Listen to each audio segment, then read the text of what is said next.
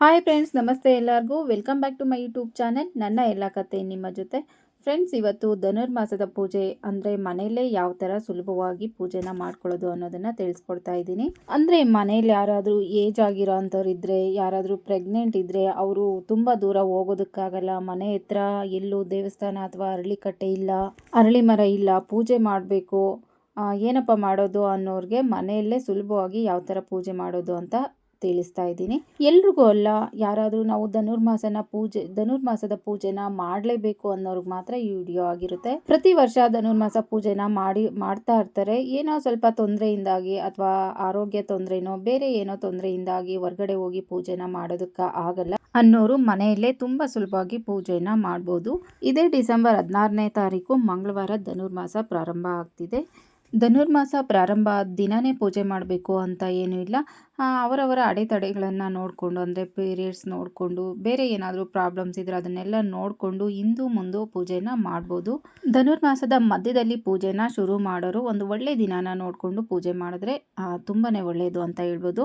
ಅಂದರೆ ವಿಷ್ಣುವಿಗೆ ಪ್ರಿಯವಾದ ದಿನ ಬುಧವಾರ, ಶಿವನಿಗೆ ಪ್ರಿಯವಾದ ದಿನ ಸೋಮವಾರ, ಲಕ್ಷ್ಮಿಗೆ ಪ್ರಿಯವಾದ ದಿನ ಶುಕ್ರವಾರ, ಈ ಥರ ದಿನದಲ್ಲಿ ಪ್ರಾರಂಭ ಮಾಡಿ ಮುಕ್ತಾಯನ ಮಾಡ್ಬೋದು. 9 ದಿನ ಅಥವಾ 11 ದಿನ ಪೂರ್ತಿಯಾಗಿ ಒಂದು ತಿಂಗಳು ಧನುರ್ಮಾಸ ಪೂಜೆನ ಮಾಡೋರು ಮಾಡ್ಬೋದು. ಧನುರ್ಮಾಸ ಪೂಜೆನ ಪ್ರಾರಂಭ ಮಾಡುವುದಕ್ಕೂ ಮೊದಲೇ ಅಂದರೆ ಹಿಂದಿನ ದಿನಾನೇ ಎಲ್ಲ ಪೂಜೆ ರೂಮ್ ಎಲ್ಲ ಕ್ಲೀನ್ ಮಾಡಿ ಇಟ್ಕೊಳ್ಬೇಕಾಗುತ್ತೆ. ಹಾಗೆ ದೇವ್ರ ಸಾಮಗ್ರಿಗಳನ್ನ ಕೂಡ ಕ್ಲೀನ್ ಮಾಡಿ ಇಟ್ಕೊಳ್ಬೇಕಾಗುತ್ತೆ. ಹಾಗೆ ಪೂಜೆಗೆ ಏನೆಲ್ಲ ಬೇಕೋ ಅದನ್ನು ಕೂಡ ಹಿಂದಿನ ದಿನಾನೇ ರೆಡಿ ಮಾಡಿ ಇಟ್ಕೊಬೇಕಾಗುತ್ತೆ. ಧನುರ್ಮಾಸ ಪೂಜೆ ಅಂದಿದ ತಕ್ಷಣ ಏನು ಸ್ಪೆಷಲ್ ಆಗಿ ಅದು ಇದು ತರಬೇಕು ಅಂತ ಏನೂ ಇಲ್ಲ. ನಾರ್ಮಲ್ ಯಾವಾಗಲೂ ಮನೆಯಲ್ಲಿ ಏನಿಟ್ಟು ಪೂಜೆ ಮಾಡ್ತೀವೋ ಅದನ್ನೇ ಇಟ್ಟು ಪೂಜೆ ಮಾಡೋದು. ಮುಖ್ಯವಾಗಿ ಬೇಕಾಗಿರೋದು ಅಂದರೆ ತುಳಸಿ ಒಂದು ಬೇಕಾಗುತ್ತೆ. ಧನುರ್ಮಾಸದ ಪೂಜೆಗೆ ತುಂಬಾ ಶ್ರೇಷ್ಠ ತುಳಸಿ ಇಲ್ಲದೆ ಪೂಜೆನೇ ಮಾಡೋ ಹಾಗಿಲ್ಲ. ಯಾವುದೇ ಕಾರಣಕ್ಕೂ ಮರೆಯದೆ ತುಳಸಿಯನ್ನ ರೆಡಿ ಮಾಡಿ ಇಟ್ಕೊಳ್ಬೇಕು. ಇನ್ನು ಪೂಜೆಗೆ ಯಾವಾಗಲೂ ಮನೆ ಒರೆಸಿ ಗುಡಿಸಿ ಬಾಗಿಲೆಲ್ಲ ತೊಳೆದು ರಂಗೋಲಿ ಹಾಕಿ ಅದನ್ನು ಅಷ್ಟೇ ಹಿಂದಿನ ದಿನನೇ ನೈಟ್ ಮಾಡಿ ಇಟ್ಕೊಬೇಕಾಗುತ್ತೆ. ಯಾಕೆ ಅಂದರೆ ಧನುರ್ಮಾಸ ಪೂಜೆನ ಬೆಳಗ್ಗೆ ಬ್ರಾಹ್ಮಿ ಮುಹೂರ್ತದಲ್ಲಿ ಮಾಡಿ ಮುಗಿಸ್ಬೇಕು. ಅಂದರೆ ನಕ್ಷತ್ರಗಳು ಕಾಣಿಸ್ತಾ ಇರುವಾಗಲೇ ಧನುರ್ಮಾಸ ಪೂಜೆನ ಮಾಡಬೇಕು. ಅಷ್ಟು ಬೇಗ ಪೂಜೆನ ಮಾಡೋಕ್ಕಾಗಿಲ್ಲ ಅನ್ನೋರು ಬೆಳಗ್ಗೆ 7 ಗಂಟೆ ಒಳಗಾದರೂ ಪೂಜೆನ ಮಾಡಿ ಮುಗಿಸ್ಬೇಕು. ಬೆಳಗ್ಗೆ 5:30 ಒಳಗೆ ಪೂಜೆನ ಮಾಡಿದ್ರೆ ತುಂಬಾ ಒಳ್ಳೆಯದು. ಕಂಟಿನ್ಯೂಸ್ ಆಗಿ ಮಾಡೋಕ್ಕಾಗಲ್ಲ ಅನ್ನೋರು ಕೆಲವೊಂದು ವಿಶೇಷ ದಿನಗಳನ್ನು ನೋಡಿಕೊಂಡು ಪೂಜೆಯನ್ನು ಮಾಡ್ಬೋದು. ಅಂದರೆ ಹುಣ್ಣಿಮೆ, ಏಕಾದಶಿ, ಸಂಕಷ್ಟರ ಚತುರ್ಥಿ ಇಂತಹ ದಿನಗಳಲ್ಲಿ ಕೂಡ ಬ್ರಾಹ್ಮಿ ಮುಹೂರ್ತದಲ್ಲಿ ಪೂಜೆನ ಮಾಡಿದ್ರೆ ತುಂಬಾ ಒಳ್ಳೆಯದು. ಧನುರ್ಮಾಸದಲ್ಲಿ ಒಂದು ದಿನ ಬ್ರಾಹ್ಮಿ ಮುಹೂರ್ತದಲ್ಲಿ ಪೂಜೆ ಮಾಡಿದ್ರೆ 1000 ವರ್ಷಗಳ ಕಾಲ ವಿಷ್ಣುವಿನ ಆರಾಧನೆ ಮಾಡಿರೋ ಫಲ ಸಿಗುತ್ತಂತೆ. ಇನ್ನು 9 ದಿನ 12 ದಿನ ಈ ಥರ ಪೂಜೆ ಮಾಡಿದ್ರೆ ಎಷ್ಟು ಒಳ್ಳೆ ಫಲ ಸಿಗುತ್ತೆ ಅಂತ ನೀವೇ ಯೋಚನೆ ಮಾಡಿ. ಇನ್ನು ಪ್ರತಿದಿನ ದೇವ್ರ ಮನೆ ಕ್ಲೀನ್ ಮಾಡಬೇಕು ಅಂತ ಏನೂ ಇಲ್ಲ. ಒಂದು ದಿನ ಅಂದರೆ ಮೊದಲನೇ ದಿನ ಕ್ಲೀನ್ ಮಾಡಿ ಇಟ್ಕೊಂಡು ಮಿಕ್ಕಿದ ದಿನಗಳೆಲ್ಲ ಹೂವನ್ನ ದೀಪದ ಬತ್ತಿನ ಚೇಂಜ್ ಮಾಡಿ ಪೂಜೆನ ಮಾಡ್ಬೋದು. ಹಾಗೆ ನೈವೇದ್ಯಕ್ಕೆ ಅಂಥದ್ದೇ ಇಡಬೇಕು ಅಥವಾ ಏನಾದರೂ ತಿಂಡಿ ಮಾಡಿಡಬೇಕು ಅನ್ನೋ ಥರ ಏನೂ ಇಲ್ಲ. ಮನೇಲಿ ಏನಾದರೂ ಹಣ್ಣಿದ್ರೆ ಇಡ್ಬೋದು. ಇಲ್ಲ ಅಂದರೆ ಒಂದು ಲೋಟ ಹಾಲಂತೂ ಇದ್ದೇ ಇರುತ್ತೆ. ಹಾಲಿಟ್ರೆ ಒಂದು ಲೋಟ ಸಾಕು. ಅದರೊಳಗಡೆ ಒಂದು ತುಳಸಿ ದಳನ ಇಡಬೇಕಾಗುತ್ತೆ. ಧನುರ್ಮಾಸದಲ್ಲಿ ಪ್ರತಿದಿನ ವಿಶೇಷವಾಗಿ ವಿಷ್ಣು, ಶಿವ, ಲಕ್ಷ್ಮಿ, ಗುರುಗಳನ್ನು ಹೆಚ್ಚಾಗಿ ಆರಾಧನೆ ಮಾಡ್ತಾರೆ. ತುಳಸಿಯನ್ನು ಇಟ್ಟು ಪೂಜೆ ಮಾಡಿದರೆ ತುಂಬಾ ಒಳ್ಳೆಯದು. ವಿಷ್ಣುವಿನ ಫೋಟೋಗೆ ತುಳಸಿಯನ್ನು ಇಟ್ಟು ಪೂಜೆ ಮಾಡೋದ್ರಿಂದ ತುಂಬಾ ಒಳ್ಳೆ ಫಲ ಸಿಗುತ್ತೆ.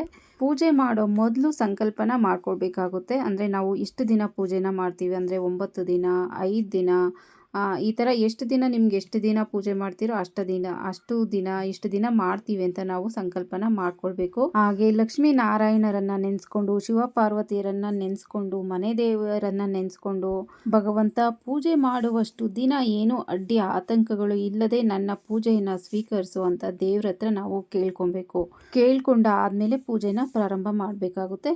ಇನ್ನು ಪೂಜೆ ಮಾಡಾದ್ಮೇಲೆ ವಿಷ್ಣು ಪಾರಾಯಣ ಓದ್ಬೋದು, ಇಲ್ಲ ವಿಷ್ಣು ಸಹಸ್ರನಾಮ ಹೇಳೋಕೆ ಬರೋರು ಹೇಳ್ಬೋದು. ಇನ್ನು ಯಾವುದೇ ತರಹದ ಸಹಸ್ರನಾಮಗಳನ್ನು ಹೇಳೋದಕ್ಕೆ ಬರಲ್ಲ ಅನ್ನೋರು ಓಂ ನಮೋ ಭಗವತೆ ವಾಸುದೇವಾಯ ನಮಃ ಅಂತ ಇದನ್ನ 101 ಸಾರಿ ಹೇಳ್ಬೇಕಾಗುತ್ತೆ. ಜಪಮಾಲೆ ಇದ್ರೆ ಅದರಲ್ಲಿ ಲೆಕ್ಕ ಹಾಕೊಂಡು ಹೇಳ್ಬೋದು. ಇಲ್ಲಾಂದ್ರೆ ಮನೆಯಲ್ಲೇ ಇರುವಂತ ಏನಾದ್ರೂ ಕಾಳು ಅಂದ್ರೆ ಕಡಲೆಕಾಳು, ಮೆಣಸು, ಅವರೆಕಾಳು ಈ ತರ ಕಾಳುಗಳನ್ನ ಲೆಕ್ಕ ಹಾಕಿ ಇಟ್ಕೊಂಡು ಅಂದರೆ ಓಂ ನಮೋ ಭಗವತೆ ವಾಸುದೇವಾಯ ಅಂತ 108 ಸಾರಿ ಅದನ್ನು ಕೂಡ ಲೆಕ್ಕ ಹಾಕೊಂಡು ಹೇಳ್ಕೊಬೋದು. ಇನ್ನು ಪೂಜೆ, ನೈವೇದ್ಯ, ಸಹಸ್ರನಾಮಗಳು, ವಿಷ್ಣು ಸಹಸ್ರನಾಮ ಸಹಸ್ರನಾಮ ಏನೇ ಇರಲಿ ಇದೆಲ್ಲ ಹೇಳ್ಕೊಂಡು ಆದಮೇಲೆ ಮಹಾಮಂಗಳಾರತಿಯನ್ನು ಮಾಡಿ ಪೂಜೆಯನ್ನು ಮುಗಿಸ್ಬೇಕು. ಈ ಥರ ದೇವ್ರ ಮನೆಯಲ್ಲೂ ಅಲ್ಲದೆ ತುಳಸಿ ಗಿಡಕ್ಕೂ ಮಿಸ್ ಇಲ್ಲದೆ ಪೂಜೆನ ಮಾಡಬೇಕು. ಹಾಗೆ ಸೂರ್ಯ ನಮಸ್ಕಾರ ಹಾಕಬೇಕು. ತುಳಸಿ ಗಿಡಕ್ಕೆ 3 ಪ್ರದಕ್ಷಿಣೆಯನ್ನು ಹಾಕಬೇಕು. ಪ್ರತಿದಿನ ಇದೇ ಥರ ಪೂಜೆಯನ್ನು ಮಾಡಬೇಕಾಗುತ್ತೆ. ಆದಷ್ಟು ಬ್ರಾಹ್ಮಿ ಮುಹೂರ್ತದಲ್ಲಿ ಪೂಜೆ ಮಾಡೋದಕ್ಕೆ ಪ್ರಯತ್ನ ಪಟ್ಟರೆ ತುಂಬಾ ಒಳ್ಳೆಯದು.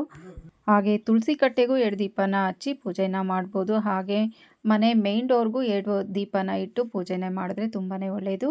ಈ ಧನುರ್ಮಾಸದಲ್ಲಿ ಯಾವುದೇ ಥರದ ಪೂಜೆಗಳನ್ನು ಮಾಡಿದ್ರೆ ತುಂಬ ಬೇಗನೆ ಫಲ ಕೊಡುತ್ತೆ. ಹಾಗೆ ಧನುರ್ಮಾಸದಲ್ಲಿ ಹೆಚ್ಚಿನ ದೈವಶಕ್ತಿ ಇರೋದ್ರಿಂದ ಧನುರ್ಮಾಸದ ಪೂಜೆಗೆ ಇಷ್ಟು ಮಹತ್ವವನ್ನು ಕೊಡ್ತೀವಿ.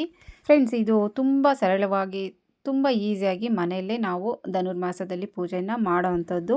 ಆದಷ್ಟು ಧನುರ್ಮಾಸದ ಪೂಜೆಯಲ್ಲಿ ತುಪ್ಪದ ದೀಪ ಹಚ್ಚಿದ್ರೆ ತುಂಬಾ ಶ್ರೇಷ್ಠ ಅಂತ ಹೇಳ್ಬೋದು. ಫ್ರೆಂಡ್ಸ್, ಇಷ್ಟೇ ಮನೆಯಲ್ಲಿ ತುಂಬ ಸರಳವಾಗಿ ಧನುರ್ಮಾಸದ ಪೂಜೆಯನ್ನು ಮಾಡ್ಕೊಳ್ಳೋದು. ಈ ವಿಡಿಯೋ ನಿಮಗೆಲ್ಲ ಇಷ್ಟ ಆಯಿತು ಅಂತ ಅನ್ಕೊತೀನಿ. ಇಷ್ಟ ಆದರೆ ಪ್ಲೀಸ್ ಒಂದು ಲೈಕ್ ಮಾಡಿ. ಹಾಗೆ ಯಾರೆಲ್ಲ ನೋಡ್ತಿದ್ದೀರೋ ಸಬ್ಸ್ಕ್ರೈಬ್ ಮಾಡ್ಕೊಂಡು ಸಪೋರ್ಟ್ ಮಾಡಿ ಅಂತ ಕೇಳ್ತಾ ಇವತ್ತಿನ ವಿಡಿಯೋನ ಮುಗಿಸ್ತಾ ಇದ್ದೀನಿ. ಮತ್ತೊಂದು ವಿಡಿಯೋ ಜೊತೆ ಸಿಗೋಣ ಅಂತ ಹೇಳ್ತಾ ಥ್ಯಾಂಕ್ಸ್ ಫಾರ್ ವಾಚಿಂಗ್.